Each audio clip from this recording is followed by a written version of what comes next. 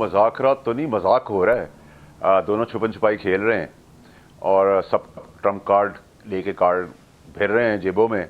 میرے خیال سے سیریس مذاکرات کا دور شروع ہوگا 20 جنوری کے بعد. اس کا ریزن یہ ہے کہ کل مذاکرات ہو جائیں گے، وہ لکھ کے دے دیں گے 20 جنوری کے بعد نہیں، ٹرمپ صاحب کے حلف اٹھانے کے بعد.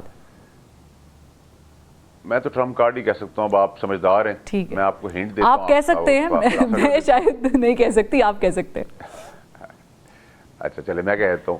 تو اس کے بعد جو ہے وہ پھر 17 کو 99% سزا ہو جائے گی، تو پھر بریک لگ جائے گی، اور پھر 20 کے بعد جو ہے وہ غالباً کوئی ایک راؤنڈ شروع ہوگا جب بھی ہوگا.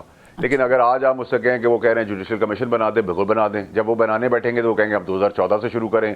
2014 والے کہیں گے کہ 2008 سے شروع کریں، 8 والے کہیں گے 2002 سے شروع کریں. تو یہ تو بیکار بکواس ہی ہے نا. تو ٹھیک ہے، اگر بکواس کھیلنا ہے تو وہ کھیل لیں. آپ سمجھتے ہیں جوڈیشل کمیشن بننا چاہیے، اس کے حق میں ہے؟ نہیں، بالکل بننا چاہیے، لیکن بننے کے اندر اصولی چیز یہ ہوگی نا کہ آپ آج کا جوڈیشل کمیشن مانگ رہے ہیں آج کے ایشو کا، تو میں پوچھوں گا فروا صاحب آپ نے پہلے جو کیا تھا اس کا بتائیں، اس کی بھی کریں. آپ کہیں گی تو فیصل تمہارے اور تم اس سے پہلے تھے تمہارا ہم کریں. تو ان سب چیزوں کے اندر آپ کو چیزیں دیکھنے کی ضرورت ہے نا. اچھا، آپ نے ایک وہ چیزیں مانگے نا جو پاسبل ہے. ٹھیک، آپ کو یہ پاسبل نظر نہیں آ رہے. اچھا، آپ نے ایک بات کہی تھی کہ پاکستان تحریک انصاف کا جو ٹرمپ کارڈ ہے وہ شہباز شریف کے کھاتے میں جا سکتا ہے. I just want an explanation. یہ میں سمجھی نہیں اس بات کو، کس طرح شہباز شریف صاحب کے کھاتے میں جا سکتا ہے؟ دیکھیں، پہلا کھاتا تو آج آ گیا آپ کے پاس، بلاول صاحب کو آ گیا انوائٹ، بالکل جا رہے ہیں پرسنل کیپیسٹی میں. ٹھیک ہے جی. دیکھیں ہم کہ جو بھی جہاں جاتا ہے نا اور جس جگہ تک وہ ایکسس لے لیتا ہے وہ ہمیشہ پرسنل کیپیسٹی ہوتی ہے. میں بھی 3 ہفتے ملک سے باہر تھا، اپنی پرسنل کیپیسٹی میں ہی تھا. ٹھیک ہے. سو ایک ہو گیا.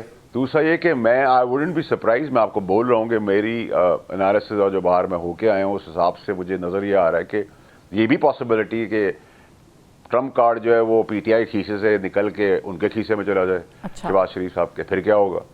تو ان سب چیزوں کی کشمکش کے اندر میرے خیال سے اس کے بعد غبارے میں سے ہوا نکلے گی تحریک انصاف کی.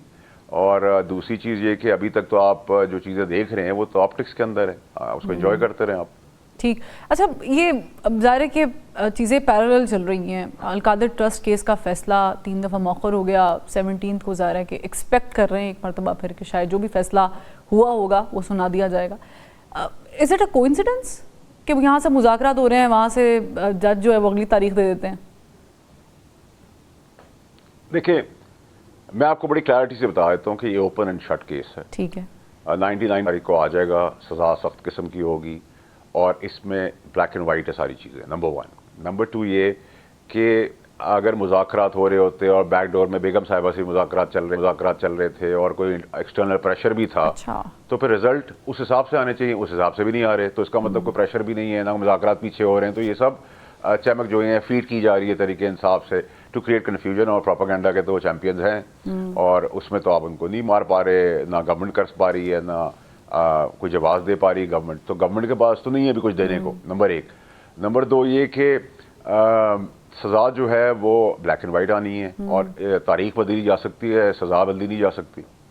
لیکن اس کے ان بٹوین پاکستان تحریک انصاف کے لوگ جو ہیں، میں بالخصوص نام لیتی ہوں، رؤوف حسن صاحب نے یہ بیان آن ریکارڈ دیا ہوا ہے کہ جو مذاکرات چل رہے ہیں تو ڈمی ہیں، ہم تو مذاکرات کریں اسٹیبلشمنٹ کے ساتھ. تو اس کا مطلب ہے کہ اسٹیبلشمنٹ بھی انوالو ہے، ان کی رضامندی بھی شامل ہے. دیکھیں، اگر اسٹیبلشمنٹ انوالو ہوتی تو یہ آج سڑک پہ بینڈ بجا رہے ہوتے اور الٹے لٹکے ہوئے ہوتے اور ناچ رہے ہوتے. ٹھیک ہے جی. اور اسٹیبلشمنٹ ان کو کیا دے کر کیا لینا چاہتی؟ اسٹیبلشمنٹ کو تو کچھ بھی نہیں چاہیے. اسٹیبلشمنٹ تو اپنا کام کر رہی ہے، تو ان کو کیا دے سکتی ہے وہ؟ کیا مجھے آپ بتائیں نا، لاجیکل بات کریں، کیا دے سکتی ہے؟ اور اس کے عوض اسٹیبلشمنٹ ان سے کیا چاہیے؟ اسٹیبلشمنٹ کو کچھ بھی نہیں چاہیے. اسٹیبلشمنٹ کا جو کام ہے وہ کر رہی ہے، اور ابھی تک تو نتائج پاکستان کے لیے بہتر لا کے دے رھی ہے. تو ان کے لیے تو یہ مٹیریل ہے. تو پھر تو گورنمنٹ کو بھی ان سے مذاکرات نہیں کرنا چاہیے، کیونکہ وہ تو ایک پیج پر ہے، ان کو تو فرق نہیں پڑنا چاہیے. تو سیاست تو پھر تو فروا صاحبہ آپ کو بہت شوق تھا ایک حسین جمہوری حسن کو دیکھنے کا، تو آپ حسن کے مزے اور جھوٹ اور فریب بھی دیکھتے رہیں. اسی طرح سے چلتی ہے جمہوریت پوری دنیا میں، اور 75 سال سے پاکستان میں چل ہی رہی ہے. حسب حال حسب ضرورت ہم کسی کو لپٹا لیتے ہیں، کسی کو لٹا دیتے ہیں، کسی کو پیر کے نیچے کر لیتے ہیں، پھر اس کا منہ کالا کر کے اس کا منہ سفید کر دیتے ہیں. تو یہ تو روٹین کی چیز ہے. ٹھیک، لیکن 75 سال سے ظاہر ہے کہ جمہوریت چلنے بھی تو نہیں نا دی گئی. جمہوریت کے اندر پھر بڑے 4 تو مارشل لاز لگ گئے, پھر اس کے بعد پیچھے بیٹھ کر ہائبرڈ سسٹم بھی لانچ کیا گیا. تو اب میں سمجھوں آپ کی بات سے کہ ابھی بھی شاید وہی سسٹم چل رہا ہے. اینی ویز اندر کوسچن, فیصل واوڈا صاحب مجھے بتائیں کہ ہاؤس اریسٹ کی خبر آئی تھی, بنی گالہ میں ہاؤس اریسٹ کی ڈیل آفر کی گئی تھی, اس میں کوئی صداقت ہے؟ کہا گیا تھا کہ ہاؤس اریسٹ کر دیتے ہیں. دیکھیں جی, اس پہ کوئی صداقت نہیں ہے, نمبر 1. اور نمبر 2, میں تو آپ کے شو پہ ہاتھ جوڑ کے کہوں گا, خدا را اس آدمی کی جان بخش دے. اس آدمی کو اگر ہواریوں کے حوالے کر دیا تحریک انصاف کے لوگوں کے, تو وہ اپنی جان سے جائے گا, اور پھر 40 سال سیاست ہوگی اس کے اوپر. میں بڑا کیٹیگوریکل, کلیئر, اسپیسیفک بات آپ سے کر رہا ہوں.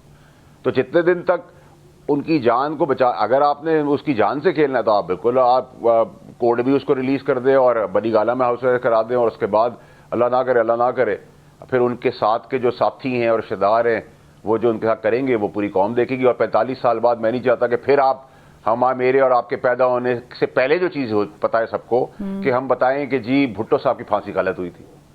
سو میں تو اس چیز کے اوپر کنسرنڈ ہوں, اور میں اس چیز کے اوپر بھی اللہ نہ کرے. تو میں تو آپ کو الارم ہی کر سکتا ہوں, دنیا جہاں تک میری رسائی ہے وہاں بھی الارم کر رہا ہوں, آپ کو بھی کر رہا ہوں, آپ کے توسط سے لوگوں کو بھی کر رہا ہوں. اچھا, لیکن بہت ساری چیزیں. اور دوسرا یہ کہ ایک منٹ, دوسری چیز یہ فروا صاحبہ کہ اگر آپ ٹاک کھیل رہے ہیں تو دونوں پارٹیاں جو ہیں, تحریک انصاف اور گورنمنٹ, ان کا ہدف کیا ہے؟ دونوں خان کو جیل میں رکھنا چاہتے ہیں. تحریک انصاف والے بھی ان کو جیل میں رکھنا چاہتے ہیں اور گورنمنٹ بھی یہی چاہتی ہے. تو ٹاکس کرنے کے اندر, نیگوشیٹ کرنے کے لیے کون سا ایسا کریڈیبل چہرہ ہے آپ کے پاس جو یہ کر سکے؟ جو ہیں ان کو تو سائڈ لائن کر جاتا ہے کہ میجورٹی وہ حاوی ہو جاتی ہے جو ہواری ہیں, جو انجوائے کریں اقتدار. اور آپ نے دیکھ لیا ہے کل کے انٹرویو کے اندر, ایڈمیشن بھی ہو گئی 9 مئی کی. گنڈا پور صاحب نے کہا میرے لوگ ہیں, میں اون کرتا ہوں. تو فلیگ آپریشن تھا, یہ تو فوج نے سارا آپریشن کیا تھا, تو وہ تو ایڈمیشن ہو گئی. یہ تو ایڈمیسیبل کیس بن گیا ہے کورٹ کے اندر. اور وہ کوئی جیل میں بھی یہ بات نہیں کر رہے کہ 164 کا بیان ان سے انڈر پریشر لے لیا ہے.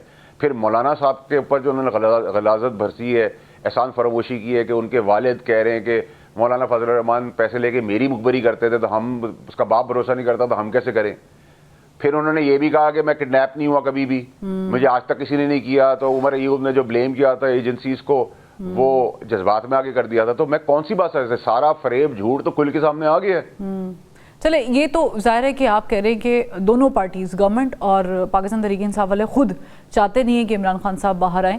لیکن یہ پاسبل بھی تو نہیں ہے نا کہ آپ ایک شخصیت کو, ایک شخص کو جس کی پاپولیرٹی کے اوپر آپ نے ووٹ لیا ہے, اس کو بیجا اندر رکھیں, یا کوئی وجوہات ہیں تو پھر اس پر سزا کو ڈیلے کرتے جائیں. 9 مئی کا واقعہ ہوا, اس پہ بہت ساری چیزیں, اب ظاہر ہے کہ وہ اینٹی ٹیررزم کورٹ میں چلے گا یا پھر ملٹری کورٹس میں چلے گا. آپ کہہ رہے ہیں ملٹری کورٹس میں یہ واقعہ جائے گا, اور جو فیض حمید کا جہاں ٹرائل ہوا ہے وہاں پر عمران خان. میں نے یہ کہا کہ میں سرپرائز نہیں ہوں گا. اچھا, میں نہ شاکڈ ہوں گا کہ اگر ملٹری کورٹس میں چلا گیا. فروا صاحبہ, آپ چاہتی ہیں کہ میری کو خبر غلط ہو جائے؟